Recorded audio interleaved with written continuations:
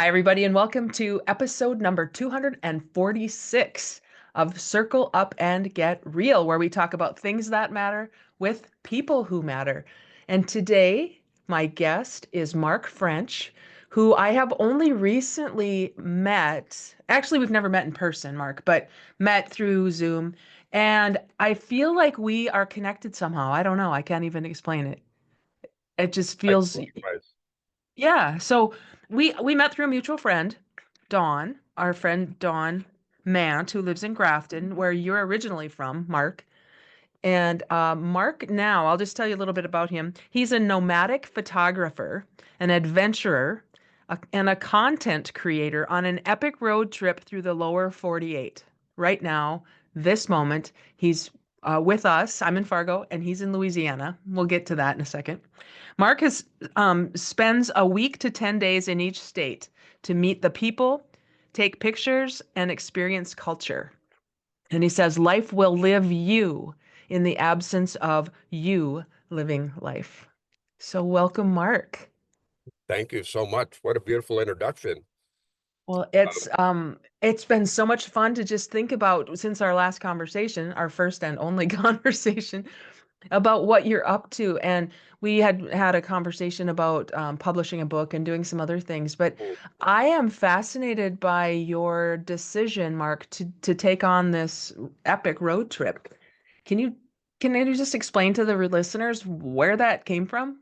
you bet. So, oh, maybe 43 years ago now. It was 42 when I started this, but anyway, 40 some years ago, I was in serving the Air Force. I was stationed overseas in England, and I happened to go into the BX. And I'm not much of a voracious reader or anything, but this book caught my eye. It was called A Walk Across America by the author's name of Peter Jenkins. And I purchased it, and I remember getting home and opening it up and starting to read, and I couldn't set it down. He and his dog, I believe the dog's name was Cooper, if I'm not mistaken, set out to walk across America. They started in the Appalachians, and they would meet people, work as necessary as they went, um, but just was out there walking it and experiencing um, our country, um, Mm. in his way. And I remember feeling so inspired when I read this. I mean, I couldn't set that book down. It was like, wow. And so I knew I wanted to do something big, if you will, in my life at some point in time before I get too old or die. And, I get out of the service and life happens. Um, and next thing you know, that your inspirations, your dreams and things are set on a shelf and they start collecting dust, and you think about them from time to time. And that's what happened to me for 42 years. And then late the fall of 2023, I had been working with my brother. He's got some disabilities I was helping him along with, and my mother. And she ended up putting herself into a nursing home. She just felt for her own safety, she wanted to do that. And obviously, I'm going to listen to mom. Hmm. And I had an injury from a fall I had in and had surgery. It'll be 2 years this coming June, and they wouldn't recertify me to continue to care for my brother medically. So one of the things my brother and I did a lot when we were living together was I would take him out on these drives, and we would go on drives throughout all of Walsh, Pembina, and even Kitson County in Minnesota, to the tune of like 23 or 25,000 miles in 2023 alone. Part of it was just being outside, away from the TVs, away from all of that stuff. Um, so anyway, fast forward a little bit. I'm on my own again, and I have this time, and I had a favorite route that I would take. Um, it was County Road 11 between Park River, North Dakota, and Adams, North Dakota, and I took it off, and I would always see some sort of wildlife or something rustic or something that appealed to me photographically. And so I was on one of those drives, and it was February 10th. And the idea, the reminder, I guess, came back as, oh my gosh, you're in a position where you can do this now. I had the right incomes coming in. I had all the equipment I needed. I had the right type of vehicle. And I remember pulling over next onto the gravel road into an approach, and there's a little red barn right there or whatnot. And I verbally heard myself saying, I can do this now. I can do this now. Mm. And I remember turning around, and I get back to the apartment, and I took the seats out of the back of my vehicle, and I started building a platform, and I haven't looked back since. So that was the beginning of it. And then I'd originally planned to leave June 1st, then it was May 15th, then it was May 1st. I couldn't not leave earlier. So April 4th, Wow. 24, I set off, and first it was a mile, then it was 10, then 100, and now it's thousands. I'm looking at my gauge right now, and I'm about 36,500 miles in to my drive through the 48. I'm just finishing. Today's my last day in Louisiana, my 31st state. I start Texas either late tonight or early in the morning. Wow. And so for me, it's not checking a box. I'm not interested in saying, I've been to this state. Mhm. It's about experiencing each state. So when I typically travel a state, um, some are more difficult than others this way, but I like to zigzag through it. And that way I kind of get a feel for all the regions. And, it's interesting because the cultures change in each state depending on the region that you're in.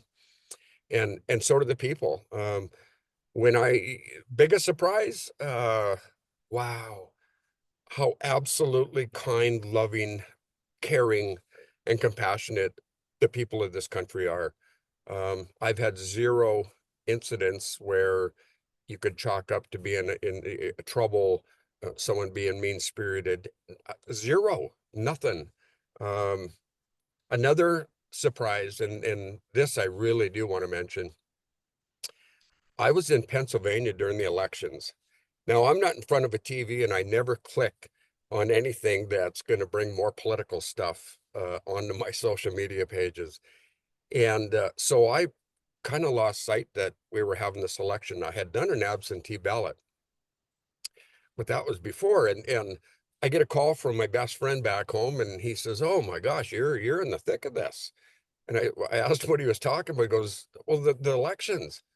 I said, "Oh yeah, that's right. There are elections." He goes, I said, "What do you mean I'm in the thick of it?" And he says, "It's all over TV. It's a swing state, and all of these people are, up in arms or on one camp, and the other camp is, back." And I said, I've been here for 6 days, and I probably met 100 people by that time, and not one person brought up politics.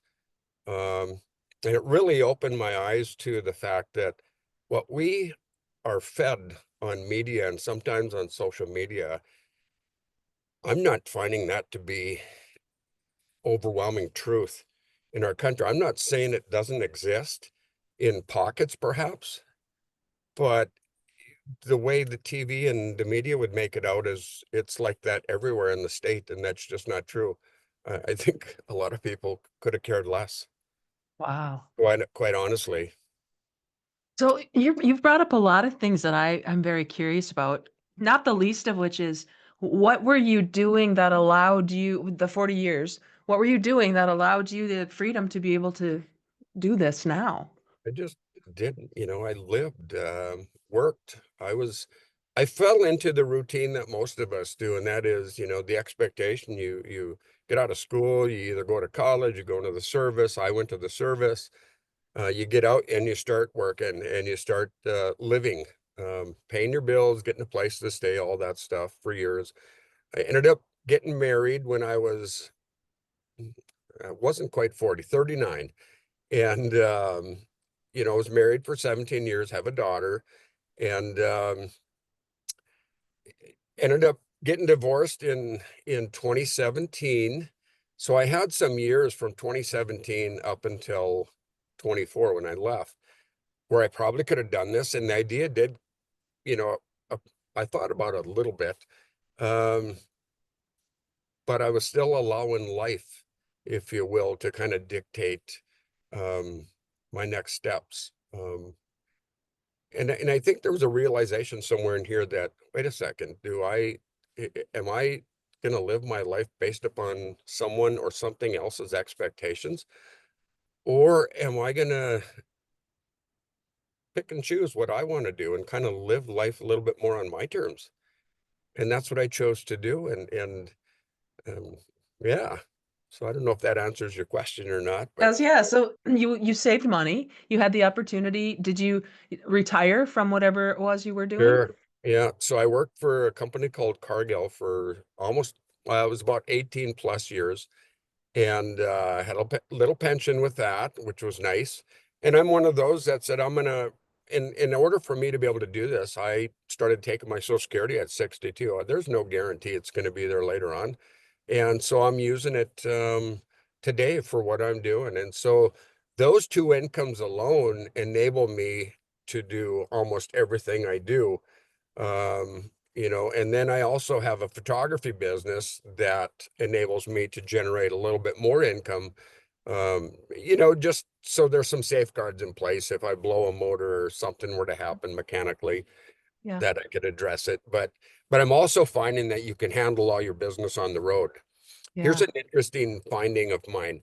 So when you're doing this, you're boondocking a lot. So you're either at a campground, you're at a Walmart parking lot. Cracker Barrel is my favorite by far. They're very receptive to anybody in the nomadic life.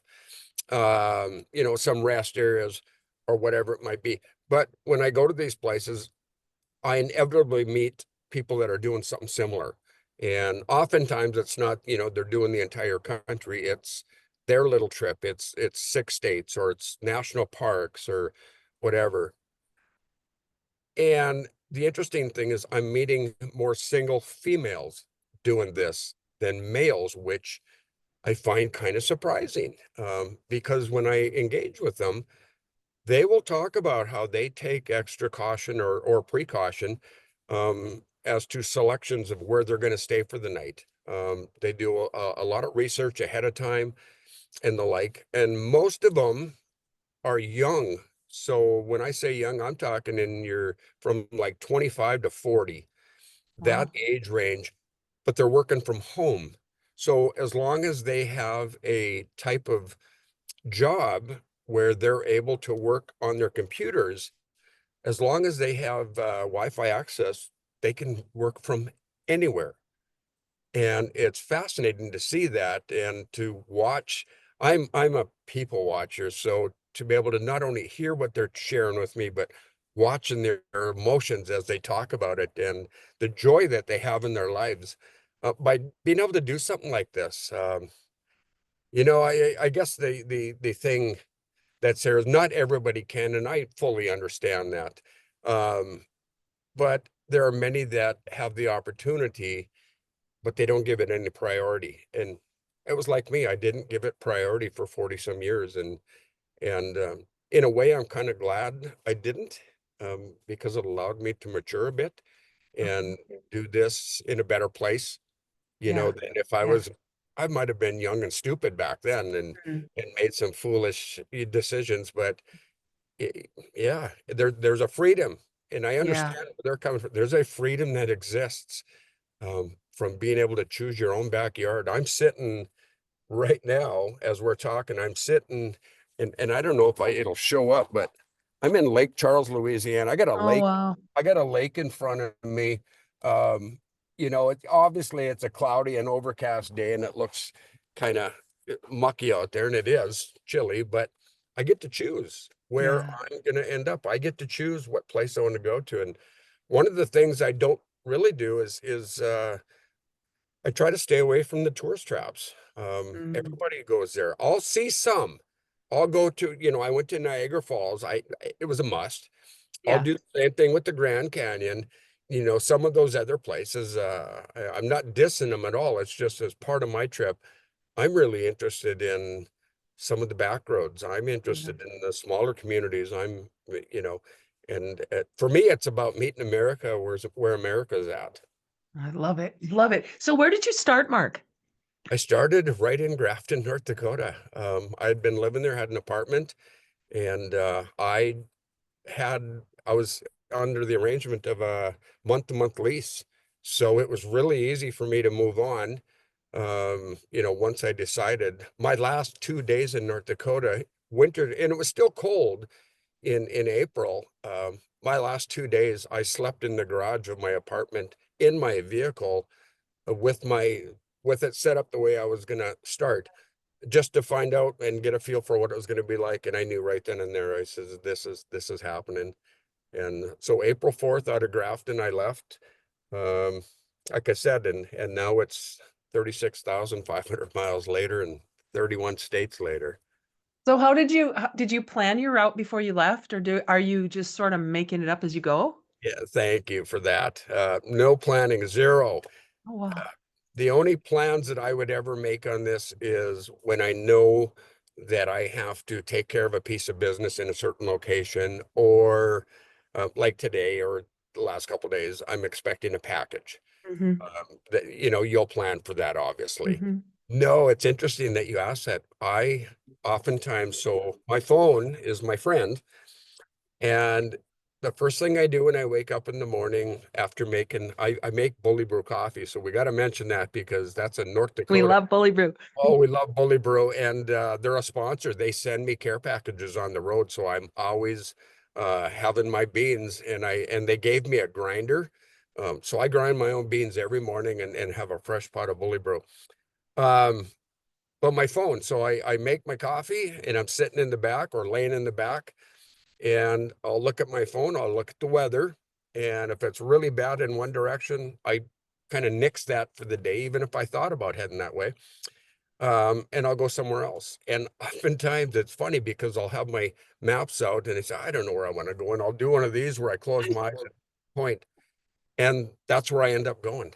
Wow. Um, and I'll avoid the big cities at all cost. And it's more traffic than anything else Hmm. that I figure I don't need to add stress to this. I'll stay away. Yes. But sometimes there's friends of friends or people that have connections to my hometown community or Grand Forks or Fargo, and they'll reach out to me and say, so and so is in this location in the state that you're at. They'd be willing to host you for a night.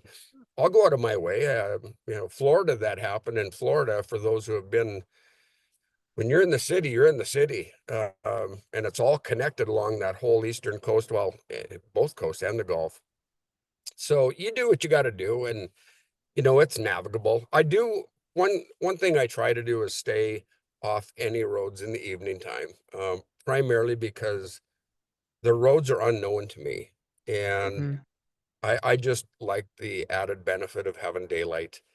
It just, to me, it's safer. And another thing I won't do is I will not use my phone when I'm driving. I have some glasses called Ray-Ban Metas that when I'm wearing them, I can answer the phone on the glasses itself.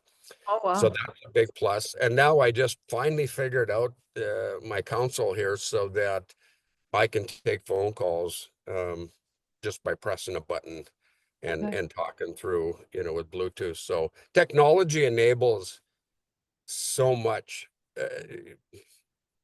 Yeah. to happen that it makes this journey pretty comfortable overall. I don't run Wow. into many big issues. So what vehicle are you in? What are I'm you in a driving? I'm in a 2014 Dodge Journey, appropriate, right? The name. Yeah. And it was a three rows of seats. I took out the last two rows. I built the foundation, and where I built the foundation, everything underneath that is space for storage. So my clothes, some camera gear, extra blankets, whatever it might be that I had to store or bring along, um, it goes in there. I have a fridge in here. It's only 31 liters, but it's sufficient, Hmm. and a full-size coffee pot. Um, it works for me. It was Yeah. designed such that I d- I didn't want it to be so comfortable that I had to desire to say some white here, had a desire to be in it all day. My goal Yeah. was, can I design it such that it'll allow me to get a good night's rest, maybe watch a movie sometimes if I'm bored in the evening or whatever, comfortable that way, but allow me to wake up refreshed in the morning so I can have another good day in front of me. And that's what I did. My bed is only 5 inches thick. It's memory foam, fairly firm, 20 or 30 inches wide and 6 feet long. Wow. And I'm 5'11". So, yeah, sometimes you have to navigate the seat a little bit to stretch out a bit, but I don't feel cramped. And I never feel unsafe. And I'll share why. It's because in the back, when I go to sleep at night, I have coverings that are actually cut to the exact dimensions for my vehicle. So they fit like a piece of a puzzle, which is nice. But I didn't want to cover my front window at because then you definitely can tell that, yeah, pretty good chance someone's in that vehicle. So what I do instead is photographers would know this. I have black velvet curtain that goes across behind the front seats, and black velvet absorbs light. So when I'm back there watching a movie or whatever, you could walk by my vehicle. You have no clue that anybody's inside. And then you can see it a little bit right here. I draped a hoodie over my passenger seat. So it Oh, looks, when you walk by it at night, it looks like someone's sitting there. wow. And I've had zero issues. The only issue I ran into was Connecticut, and I felt bad for this police officer. I was parked in a Walmart parking lot, and Walmart typically is pretty good about allowing people to be there. But they had recently passed an ordinance, so I just fell asleep. Must have been 11:30 at night, and I see this light. I don't know how it was penetrating to the back, but I thought, oh, that's a bright light. And then, there was a knock on my door, and I said, can I help you? And yeah, you can open up your door and show me your driver's license, yada, yada. Yeah. And I said, okay, give me a second, let me get my shirt on. And I opened the door. I'm still laying down in my sleeping bag. I opened the door, and it's an officer out there, and he goes, oh, I'm going to check your information. He comes back and he said, so yeah, your information is fine, but the reason I'm here, and he told me, they just passed this ordinance, and Uh, unfortunately you can't. What was happening, people were taking up campsites there, and I can see why they wouldn't want that.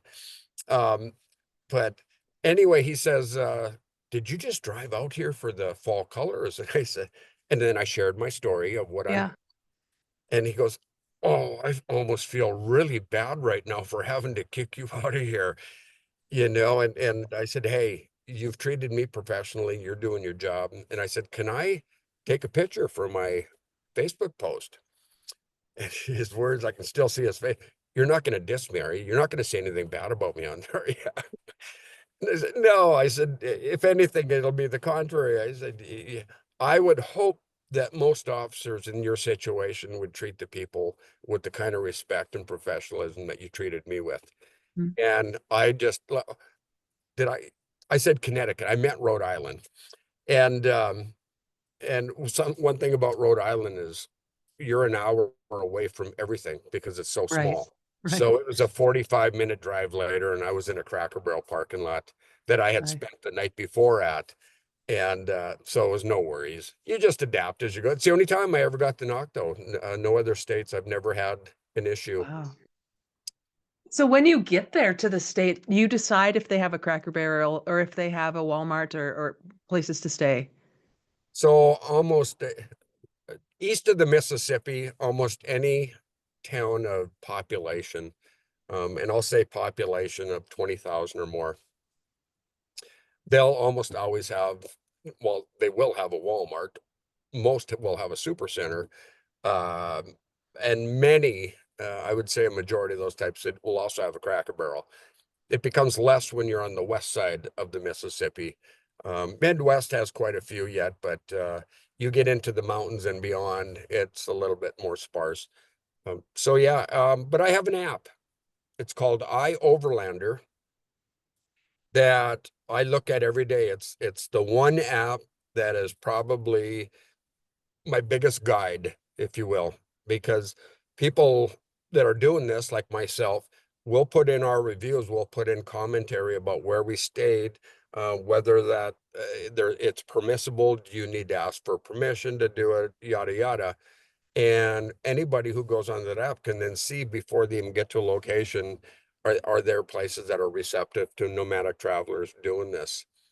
Mm. In speaking with some of the law enforcement along the way, one of the concerns they have, and it's also a reason why I think Walmart especially is curtailing some of or going towards not allowing some of the nomadic travelers because drugs, Oh, not the selling, but they're finding people dead in their cars, OD'd wow. is a big thing because what people were doing is whether for whatever reason they don't have a place to go, so they sleep in their vehicles and Mm. they do their drugs in their vehicles. And I know this one officer told me, he says, I'm tired.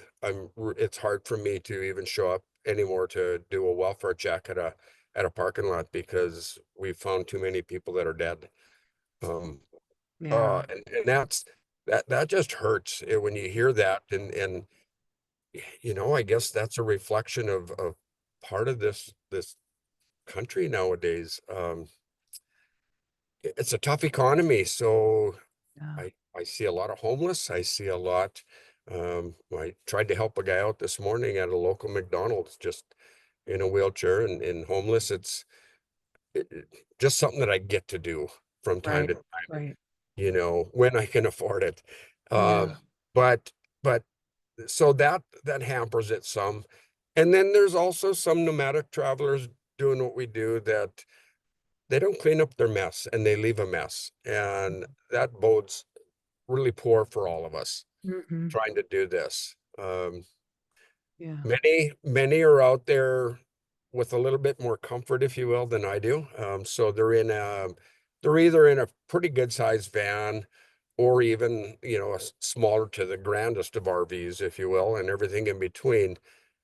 Sometimes it's a little bit more problematic for them because they need a bigger space to park, and I can just show up and almost be stealth in what Sure. I do it, which is nice. Yeah. I can park on a street for that matter, and as long as there are signs that don't prohibit it, Yeah. it's free to do. So can you help me? I'm in my mind. I'm like, okay, so you started in Grafton. Did you go east? Mm. So when I left, I virtually sold every material thing that I own, bar a couple of things that I have in storage. Um, but I had some things that I wanted to get to my daughter, and she was living in the Memphis, Tennessee area, just across the border, actually, in Mississippi. And I thought, well, why don't I take 3 or 4 days and take the back roads instead of interstates and drive these to her, drop them off, and then I'll just start from there. So that's what I did, and I'm glad I did. I took 4 days to go from Grafton North to, should have been an 18-hour trip. I made it into 4 days. But it also gave me some exposure to what's it like to drive around the big cities, around off the interstates on some of the back roads. And I found that I was seeing parts of America that most of us aren't familiar with. And I Hmm. found that quite interesting and compelling. Hmm. Um, my second day, my first night, I spent, I want to say the name of the community is Worthington, Minnesota, southern Minnesota. Hmm. And I pulled in my first time Walmart parking lot. I went and asked permission. They said, go ahead, told me where. And I slept out by the trucks. And, you know, that was my icebreaker. I was like, okay, I can do this. And I'm Yeah. comfortable. And then the very next day, I'm in a little town called Cuba, Missouri, south and a little bit west of St. Louis. And I see this gentleman, probably in his 40s, dressed in a baseball uniform. So I assumed, oh, here's a baseball coach. And so I pulled up and rolled my window down and asked him if there was a game. And he said, yeah, it's coming up in about an hour and a half. There'll be 2 games actually back to back. I said, all right, I'm going to take a game in, a baseball Yeah. game. It had been a long time. And I was kind of tired. So I remember pulling up to the fence. I said, I'm just going to take a quick nap before the game starts. And when I woke up, I realized I had cars on both sides, and I looked in my rearview mirror and the stands were packed. And I'm like, oh my gosh, I didn't hear anybody, I must have been tired. And that was a turning point for me because the comfort zone was starting to say, oh, do you really want to go? You don't know anybody here. And that was the one step that I said, nope, I'm doing this. I'm not going to do this and avoid people. And I remember walking to the bleachers and I looked around and there were some spaces in all four of them, not a lot. And I chose this one, and I was sitting on the top row, and I had my Ray-Ban glasses on, and I'm an extrovert. I have a hard time sitting for long periods of time without talking to someone. Yeah. And I look over to my left and I see this gentleman sitting there, and in my mind I'm going, gee, what can I say to engage him? What can I? And I remember thinking, oh, I got these glasses on. So I made something to the effect of, uh, excuse me, sir, but have you ever heard of Ray-Ban glasses? We can, and I pretended like I couldn't hear him to give me the excuse to go sit closer.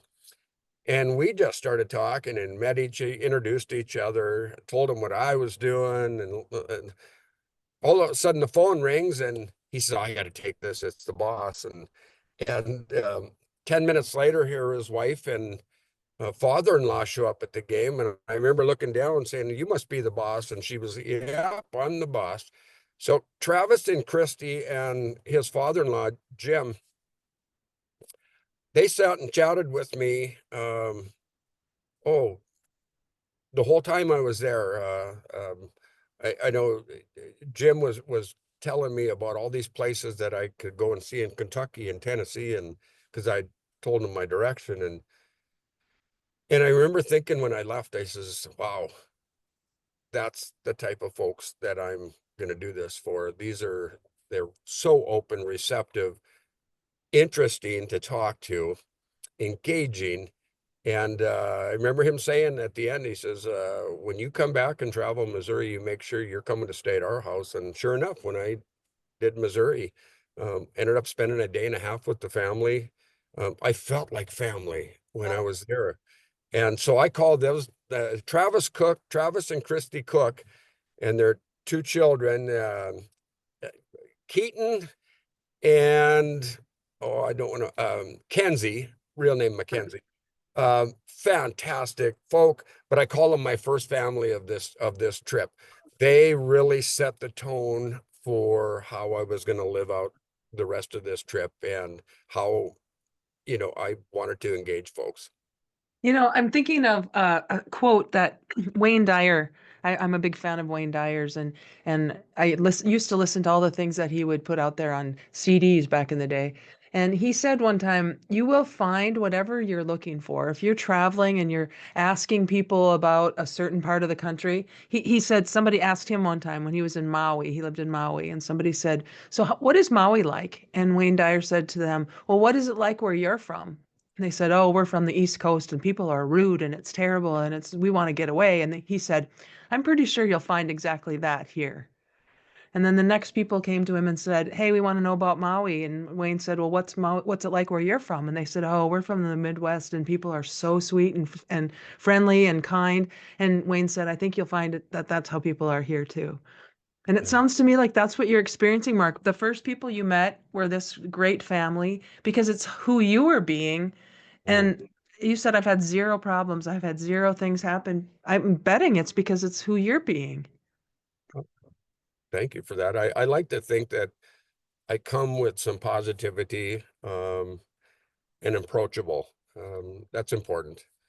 Um, yeah, I don't know. I guess I'm kind of learning about me as I go as well, Yeah. if that Yeah. makes sense. I mean, you can't be on a trip like this over that many miles in that many days, um, without some self-reflection. Oh, And I'm looking at there's not a day that goes by that I don't think, I look back, I don't beat myself up for mistakes I made or behaviors of the past.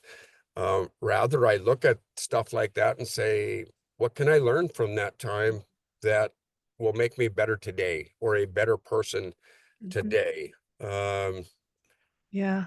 yeah, it's very satisfying, and there's nobody better. I mean, you're your own best therapist, so to speak, because Yeah. that mirror that you're looking Mm, into, that person that you're looking at knows everything about you. So mm, you can't hoodwink it, you can't lie, you can't you have to face some of your toughest moments, but boy, I tell you, when you do that, what comes out on the other end is it's heartwarming because yeah. you see yourself in a different light. And I like to think that I project myself in a different light to others as well. Maybe that was to your point of, I don't know that I would have always been that engaging. And maybe it Yeah. speaks to why I'm glad I'm doing it now as a more mature individual than Yeah. when I was younger. Yeah. Well, it seems that you said I don't sit well by myself before I need to say something. I'm an extrovert. And so what you did when you engaged Travis in that first conversation, it's kind of did sounds like set the tone for your whole trip because I'm betting you do that now a lot more easily than you might have the first time you tried it, meeting people. Very much so. Yeah, I don't have a problem approaching anybody. I don't care who you are. You're at the street corner, I'll sit and talk with you. It doesn't, I don't care. Yeah. Um, I'm open to engaging with anybody and everybody. I don't, I don't, uh, I don't put up any barriers that Yeah. separate people into boxes or anything like that based on socioeconomics or whatever it might be, or what part of the community they live in. I mean, if I'm there, I'm going to engage you. Mm, That's mm, part of meeting America where America's at. I don't want you to try to be something different, to someone else who's not from your area coming through. Plus, I learned so much and you experience so much. Louisiana is a great example. My word, I didn't realize just how beautiful it was. It can only be that much more beautiful in the spring and summer. mhm. Not only how beautiful it was, but the food. Oh, I've had food experiences here that have blown me away. Um, Eating gumbo for the first time. I mean, Yeah. real authentic gumbo. A muffaletta sandwich that's huge. It was a burst of flavors that I would never have experienced had I not come here. Um, and I always get leftovers too, so thus it's good to have that fridge so you can save Yeah. it again later. But it's about the people again. Yeah. It doesn't matter where you go. I'm finding that. So one of the thoughts that keeps reoccurring almost daily to me is, gosh, we're not nearly as mean. We're not nearly as mean spirited. We're not nearly as divided a country as our media makes us out to be. There are a lot of folks who I run into say, I wish I could do what you're doing, but I'm afraid. Hmm. I'm afraid of getting out there and doing that. And then I share my story and I says, I'm not seeing it. Hmm. Everybody I talk to people from all political affiliations, religious backgrounds, different races. It doesn't matter. People are kind. They Hmm. go out of their way to be kind to you. Um, I haven't had anybody go out of their way to be mean to me. So I'm just not seeing what we're being fed. I love And that. and it's also part of you mentioned it early on. It's also part of the reason why when this is all said and done, I want to write a book and I want to go out and speak um, Mhm. with the message that it is a safer place. It's not something that you need to be afraid of going to. Don't let what you're being fed cause you Mm. to stop dead in your tracks. And unfortunately, it does many because I hear it often. Yeah, Yeah. that, and I also want to have the message of, look, if it's important enough to you, you'll prioritize it. And if you Yeah. prioritize it, you'll make it happen. So good. So that would imply, listeners, that there's something deep in your soul that is calling to you to listen, to take action on, to stop saying I can't or why me and start saying why not me. If an idea or an inspiration comes to you, it probably came to you for a purpose. And you're just a great example of that, Mark, saying, I really don't know how I'm going to do this. I really don't even know where I'm going to end up. I don't really know all of the details. When you started, you didn't really even know which direction you wanted to go, except that you had to deliver something to your daughter. So I think what I'm hearing from you is when you have faith in something greater than you, and have an opportunity to listen to yourself. You've talked about, the person in the mirror, and then listen to what the people around you are saying. And maybe they just need somebody to listen to them in some ways. And you're doing that for them as well. I'm really glad you brought that up. Well, I like to think so to some degree. Um, what I'm also finding is that in many conversations that I have, people are willing to share things that they won't even tell their family members or their colleagues or their friends. And I'll give you an example. This is when it really came to clear for me. I was in Missouri at a campground near the Current River. And I met a gentleman and this lady, and I'm not going to give away too much information on him, but the gentleman sat down with us and I asked, after introductions, how he was doing and whatnot. And he told me he's on this road trip from hell. And, piqued my interest. And I asked, and I love to use open-ended questions. I don't like yes or no answers. I like to ask questions that if someone's going to answer, it forces them to give you more than a yes or no. And he said, I'm on a road trip trying to decide if I want to keep living my life the way I've been living my life. And then he followed that with, I just buried my 34-year-old son who got murdered in a drug deal gone bad, and tried to keep him alive for 9 days. And that was a wake-up call for me. I don't know that I want to keep going to a job and having someone else dictate to me when I can have a day off or the like. And he says, I'm putting my foot in the water right now to see, how this could be for me and maybe a different setup for his life. Mm-hmm. I was like, whoa. And I won't, and the lady that was there with us, um, she shared a story about how she was traveling and half camping, half hoteling to decide if she was going to divorce her husband because of his drinking and the fact that they've been having these issues for a decade and they weren't getting any better. And I remember distinctly at the end of her sharing that, she looked at both of us and said, my colleagues don't know this, my friends don't know this, my mother doesn't know it, only you two gentlemen know this. And that's when it opened up a discussion about there must be some safety in anonymity. Um, and I also feel that most of us, or many of us, we probably carry something with us that we're just not comfortable sharing with those who know us, Mm-hmm. whether it's family, friends, call it whatever. But there's a safe zone. Here's someone who seems receptive to them, and is willing to listen to what is going on in their life, and they share it. And almost always you can almost see this emotional Mm-hmm. of getting it off their chest. Mm-hmm.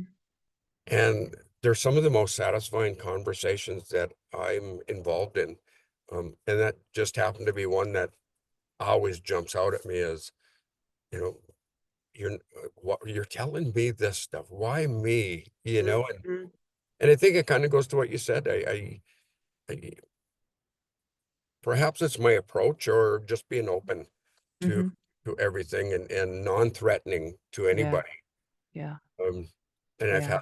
had this time and again. So I've heard some stories out there that, I'm talking to homeless folks. I watched an act where I I asked this guy if he was homeless. He said, yes. I said, you hungry? And he said, yes, we were at a McDonald's parking lot. I gave him a little money. I said, here, go get yourself something to eat. And I watched him walk away. He didn't go in the store. He walked over and Mm. he gave that money to a pregnant woman and Wow. told her to go in and get something to eat.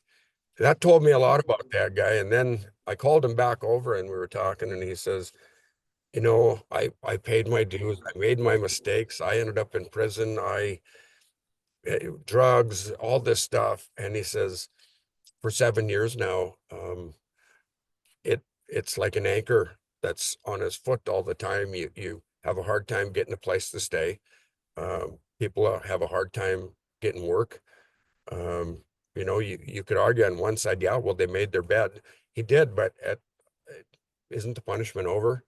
Right. And the one thing he did tell me though, he goes, just the night before, he said, I'm in a car and the police in the area recognized him, so they pulled the car over and they took him out first.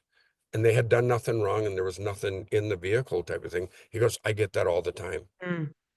So that's just a tough thing to not only hear, but I have a hard time trying to put myself in their shoes because I don't know what that experience is like, but I can certainly try to feel or empathize for them or whatever it might be. And so it kind of drives why when I get a chance to, like this morning, give a couple of dollars to a guy who might be in need or what, I'll do it. Um, Yeah. because I don't know what they've been through or what they're going through currently. Uh, Right. yeah, It feels like there's so much more to your journey than just you seeing the world. Your photography, we haven't even really talked about that because the photography is part of this journey as well. We were talking about a book at some point.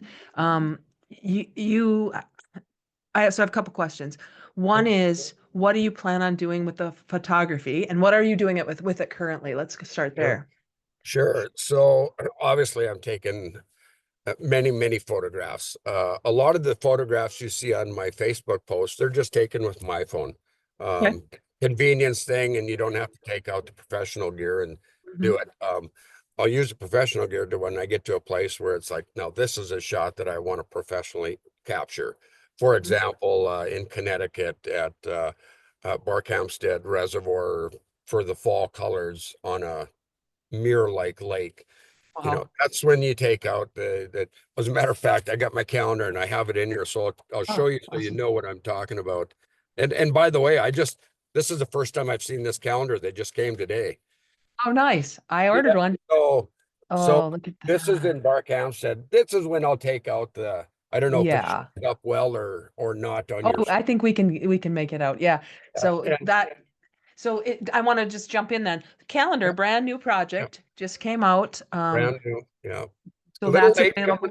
Yeah, a little late coming out, but I wanted to work with a local printer, and it just so happens that my high school classmate John Morgan and his sister own Morgan Publishing in Grafton, Yeah. and Awesome. he was just getting a new piece of equipment in that would enable him to do calendars. So it didn't matter to me that it was, you know, going to be right at the beginning of January when we'd finally be able to get it out there and offer it.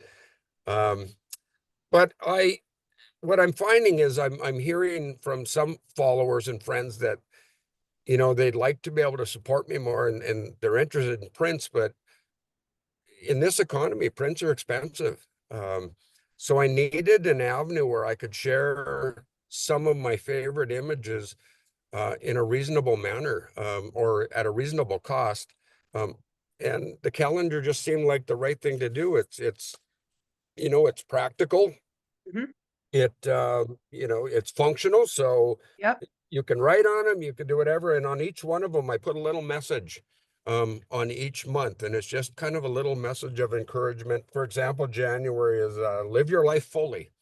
Just a Yeah. little statement, but it causes you hopefully to think a bit, and so it's an adjunct to what I'm doing. I didn't have any thoughts about doing a calendar until like a month and a half ago. Yeah. Then it just occurred to me that I could probably do it reasonable enough to where I mean, by all means, even I sell them at $30 a piece. I'm not competing with, or maybe I guess I am to some degree, with you walk into a Hallmark or something and buy your calendar for $8.99. I get that. But for me, it's more about you're you're you're purchasing some of my photographs, Yeah. my work, some of the experiences that go with it. And it helps offset some of the other expenses that come up from time to time. Sure. Well, for those of us who maybe want to do what you're doing, you said you've met people who are like, "Oh, I wish I could do that." Yeah. This is I can't wait to get my calendar. It's my opportunity to say I want to be with you on your journey in the way that I can until I'm ready to take my own journey in whatever Perfect. way that is. Yeah. I love that. I love that. Appreciate that too. And then thank you for ordering a calendar. Yeah, for sure. Yeah. And then the other question, and then I know we could talk forever, but we have a time limit here. But the other question is, so 30, how many states have you done? This is, I'm finishing up 31. I start Texas in the morning, and that'll be state number 32. 32. So I'll have 16 states left well, 17 after today, 17 to do before I finish. And I don't anticipate being done until June sometime. The way it's kind of working out, as much time as I spend in each state. Arizona is going to be because I'm working west in the south. It's going to be the state that is my buffer. I know so many snowbirds that are down there that, I have 3 states up in the Pacific Northwest still to do: Oregon, Washington, and Montana. I've got some in the Midwest, and then as far east as Ohio, uh, going back towards North Dakota, I'll have that as well. Okay. So I'll use the Arizona time to kind of determine where I'll re-hit the road and which Mhm. direction. I'm either going to go north up to the Oregon, or I'm going to go back to Oklahoma and go straight up, cut across Montana, and get those 3 states out of the way. And then, What an yeah, adventure. Oh, that's just so much fun. again, So, there's no plan. So there's no schedule. yeah. I wake up and I decide what I'm going to do. So great. And by the So way, for those watching, I am wearing, hey, first of all, congratulations to the Bison for winning the national championship. How great yes, is that for our state? Uh, yes. there were so many talking about how they were the underdog this year. Yeah, I don't think so. I know, right? They were It awesome. played out. And then I'm a huge UND Sioux hockey fan, so I fly the colors not only here, but also in the back of on my vehicle. I've got the big logo on the Nice. back. And it's funny because sometimes I'll get a text message from someone behind me saying, "Hey, I was a graduate or alumni from there," Oh, that type of thing. So it's cool. that's awesome. So you can take the boy out of North Dakota, but you can't take the North Yeah, Dakota out of the that's boy. right.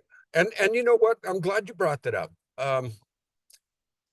Part of this journey gives me a chance to talk about North Dakota. Mm, And, it gets a bad rap sometimes. And I think all of us that even who live there, it can be frustrating at times, weather or whatever it might be. mhm, But I get to talk about how beautiful I find it. mhm. I said, I don't drive a gravel road or a highway without seeing something.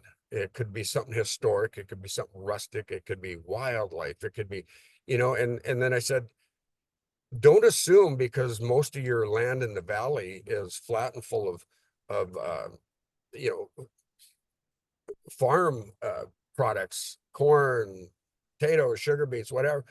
It's, take a look at those fields. It's absolutely stunningly beautiful. And I hopefully there's a part of me that hopes that people will look back and say, "Yeah, I remember talking to the guy, and maybe I should go check that out. Maybe it shouldn't be the 48th of my 48 states to do, if you will, That's great. or That's what." great. Yeah. And one more thing. So as I go around to these communities that are the size of, let's say, a Grafton, I see stuff that might work there, from a standpoint of economic development or ideas, and I try to pass them on and share them with Grafton if I can. Or if it's a business owner, I might say, "Have you ever considered doing something up in the valley?" Mm, You know, reach out to them because you That's never know. It that's might be right. the right climate for what you're looking for. Mm, And that's so, yeah, it kind of gives me a chance to put a smile on the face of North Dakota a bit as well. That's so great.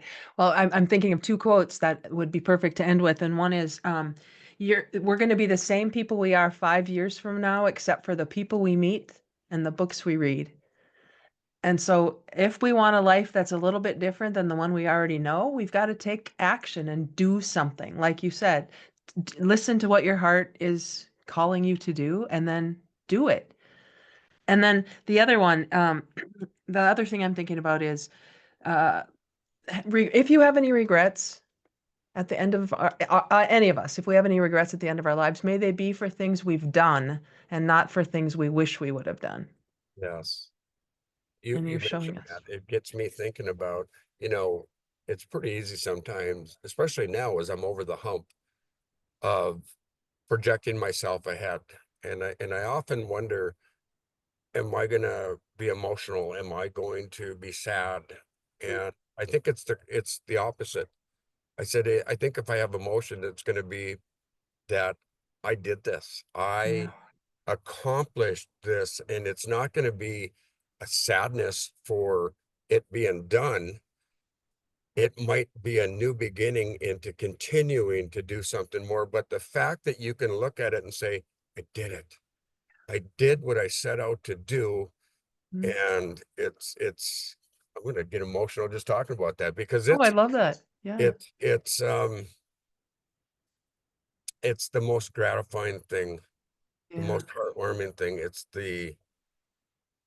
Yeah, it's it's my life, and I love it. I get to. So let me finish. I'm going to finish with one Mhm, thing. Uh, and this is just, I'm going to throw it out there as a suggestion to folks. And I've talked about a little bit on my Facebook page. When you run into situations, as I do with, you have traffic concerns, or it just brings challenges, and you find yourself saying stuff like, I have to do this, or I have to go, I have, that happened to me in Maryland. And I was on the top of Chesapeake Bay, way up at the top of Maryland. And I wanted to go down and see the Naval Academy in Annapolis. And I had two choices. I can either drive through the cities of Baltimore and DC, which are basically one big city. mhm, I didn't know that before I got there, but I found it out real quick. And the only other option is I drive all the way around to the backside of the Chesapeake Bay Bridge and come in from the backside, which would add 6, 8 hours. Didn't make any sense. But I'm sitting at a rest area, and I heard myself saying, oh, I have to drive, I have to. And it hit me that, boy, that sounds so negative. And I know this is a play on words. And I found out the other day it's called cognitive reframing. yeah, And I said, what if I get to do this? I get to do this. I'll tell you what, it was huge for me on this trip. And I said, I get to drive through Baltimore and DC. I get to see architecture. mhm, It made that whole experience easy to do. And I've used it multiple times since. I was sitting in the desert waiting for construction for an hour and a half on black asphalt with 110 degrees. mm, And I remember thinking, oh, I have to sit in this. And I said, no, I get to. And next thing you know, I'm out of my vehicle. I'm taking photographs of desert flowers. I'm looking at different things. I'm just taking it all in. I made the most of it. And yeah, what comes with that is zero frustration. You yeah, minimize your stresses in life. Um, I had to wait for a battery for an extra day. I got to sit and wait because now all of a sudden I was open to seeing stuff that I wouldn't have seen otherwise. So, yeah. yeah. Well, I'm going to kind So of leave it good. at that. So, if people want to follow you, follow your journey, what's the best way for them to do that? Sure. Go to Facebook page. It's MA French Photography. It's my photography page. Um, that's where I blog, if you will, and add pictures every day of what I'm doing, where I've been, who I've met, anything and everything of my day is one. If they're interested in, looking at some of my art or purchasing a calendar or whatnot, they can go to my website, which is mafrenchphoto.com, all one word, MA French Photo. Okay. And there's a special button on there. But the link to the calendar, that's also on my Facebook page. But those are the two primary that they can get a hold of me at. Interestingly enough, I started this with 30 followers and I'm at 1,040 right now. Nice. So there's been a build and it really started to jump when I hit the East Coast. Okay. That's when I started to see it coming more and more. And now I'm seeing like 20 new ones a day on average sometimes. And it's like, okay, maybe I'm resonating with others who maybe people are telling me the truth when they say, I wish I could do that, but I'm going to Yeah. follow your journey. And I think they are. I So know it great. because they're interacting with me online. I love it. I love it, Mark. I love it so much. So I will look forward to getting my calendar. I will make sure that I share this podcast with Sure. anybody. It'll be available on video and on audio, so people can listen to it as a podcast or watch it on YouTube. Both will be available. Well, will I be able to share it or Of can I put it course, on my page as well? How do I? you bet. Yeah, I'll take care of all of that for you. beautiful, And we're beautiful. gonna look forward to a photo book, a book of Yes. your Well, it's not adventures gonna, with. it's not just gonna be a photo book. It's Right. actually, it's gonna be my experiences written creatively in such a way that I'm hoping to be the gentleman that was 42 years ago for me and inspire me. Mm, Hopefully it'll be my version of inspiring others to just go out and do it. and love and, it. and don't get old, don't get lazy and look back and have all these regrets. When you have an opportunity, prioritize it, go after it. You will never, ever, ever regret it. Such great advice. Thank you so much, Mark, and be safe on your journey now tonight to Texas. Texas it is, state number 32. Thank you for the invitation to be on your podcast. Absolutely. You and I Absolutely. will be collaborating down the road. I appreciate what you've done. You're an author. You've written multiple books. You have this podcast. I love it. I love the creativity about you. I love everything you're doing with that. And there's a part of me that wants to follow in some of those footsteps. So collaboration is definitely in order. I can't wait. I look forward to it. You Thank and you, I Mark. both. And as always, everybody, just go get real. Take some advice from Mark and live your own journey. Be radical, energized, authentic, and learning focused in whatever it is you feel called to do. Take Yes. care. Have a great day. Bye-bye.